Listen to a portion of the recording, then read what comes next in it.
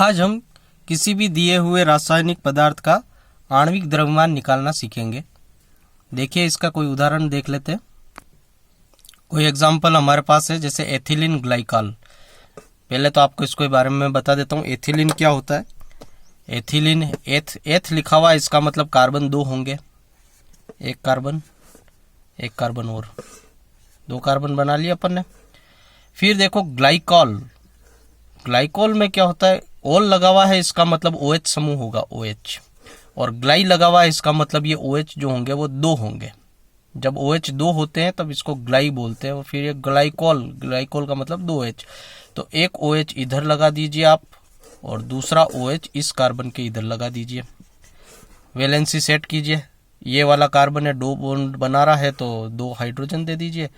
फिर ये वाला कार्बन भी 2 बॉन्ड बना रहा है, तो इसको भी 2 हाइड्रोजन दे दीजिए। एथिलीन हो गया, कार्बन 2 हो गए एथिलीन, और 2 OH लग रहे हैं, तो एथिलीन ग्लाइकोल। गिन लीजिए कार्बन कितने हैं, हाइड्रोजन कितने हैं और ऑक्सीजन कितने हैं। तो एथिलीन ग्लाइकोल का एक संरचना सूत्र तो ये हो गया। बाकी सिंपल सूत्र भी बन जाएगा। सामान्य सूत्र क्या बनेगा? एथिलीन ग्लाइकोल का कार्बन कितने? 1 2, तो C तो हो गया 2। हाइड्रोजन गिनो कितने हुए? 1 2 3 4 5 और ये 6, H6। ऑक्सीजन गिनिए 1 और 1 2। तो एथिलीन ग्लाइकोल का सामान्य सूत्र हो गया C2H6O2। हमको आणविक द्रव्यमान निकालना है।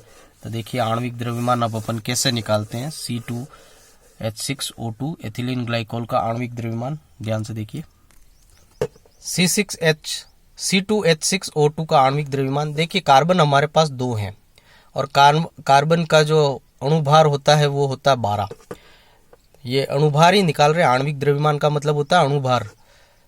तो ये हम छोटी क्लासों में भी निकाल चुके हैं। 9वीं क्लास में भी हमने निकाला है, 11वीं क्लास में भी निकाला है, तो इसको आप जानते भी हैं। वैसे ही कार्बन का अणुभार है 12, तो हमने 12 लिख दिया। फिर कार्बन के यहाँ पे 2 परमाणु काम में आ रहे हैं, तो 12 को 2 से गुणा कर दिया, ठीक है। उसके बाद हम हाइड्रोजन पे आ गए। तो जब हम एक परमाणु से दूसरे परमाणु पे जाते हैं तो बीच में एक प्लस का निशान लगा देते हैं, प्लस लगा दिया। हाइड्रोजन का अणुभार होता है 1 और यहाँ हाइड्रोजन की संख्या है 6, तो इस संख्या को गुणा करना है, 1 × 6 हो जाएगा। फिर हम हाइड्रोजन से ऑक्सीजन पे जा रहे हैं, तो वापस एक प्लस लगाना पड़ेगा।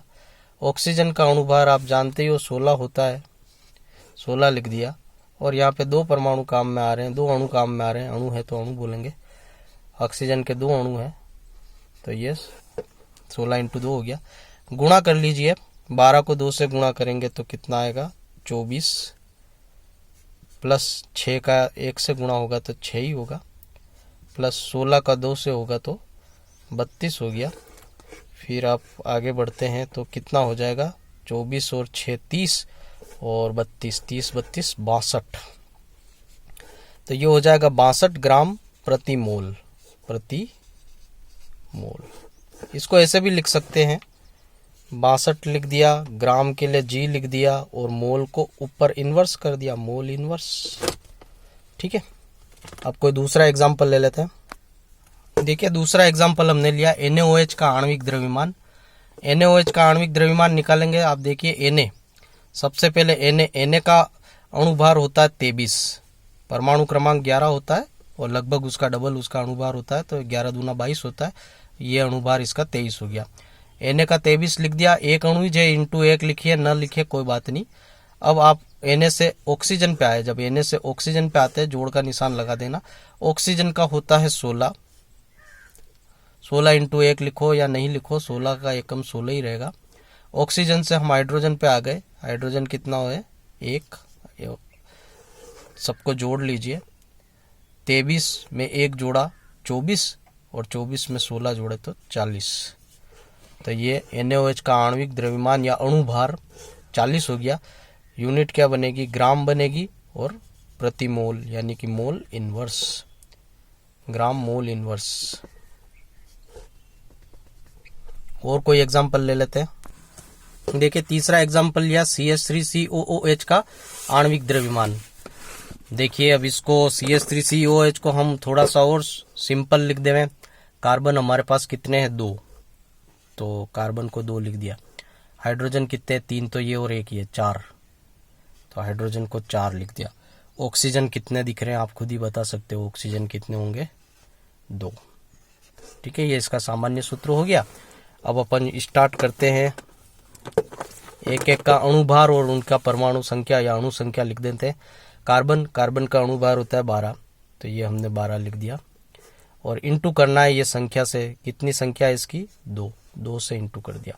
कार्बन से हम हाइड्रोजन पे आते हैं तो वापस एक परमाणु से दूसरे परमाणु पे जाते समय प्लस का साइन लगा देंगे अणुभार निकालते समय।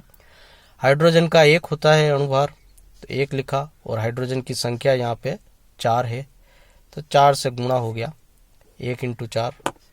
ध्यान से आप देख लीजिए ढंग से। फिर हम ऑक्सीजन पे आते हैं, हाइड्रोजन को छोड़ के ऑक्सीजन पे गए तो प्लस फिर लग जाएगा। ऑक्सीजन का अणुभार आप जानते हो 16 होता है, और यहाँ ऑक्सीजन के नंबर है 2। एक एक को गुणा करते जाइए, 12 को 2 से गुणा किया 24 आया, प्लस 4 को 1 से किया 4 ही आया, प्लस 16 को 32 से किया, 16 को 2 से किया 32 आया। जोड़ लीजिए 24 और 4 28, 28 और 32 कितने हो जाएंगे, 8 और 2 10 तो ये हो गए 30 और 20 50 और 10 ये 60 हो गए। तो 60, फिर इसकी इकाई भी लिखनी पड़ेगी, 60 ग्राम प्रति मोल, यानी कि मोल इनवर्स। तो ये इसके आणविक द्रव्यमान हो गया, एसिटिक एसिड का आणविक द्रव्यमान हो गया 60 ग्राम प्रति मोल। तो आज के लिए इतना ही, धन्यवाद। इसका उपयोग हम बड़े बड़े सवाल करने में इसका उपयोग करेंगे। तो धन्यवाद।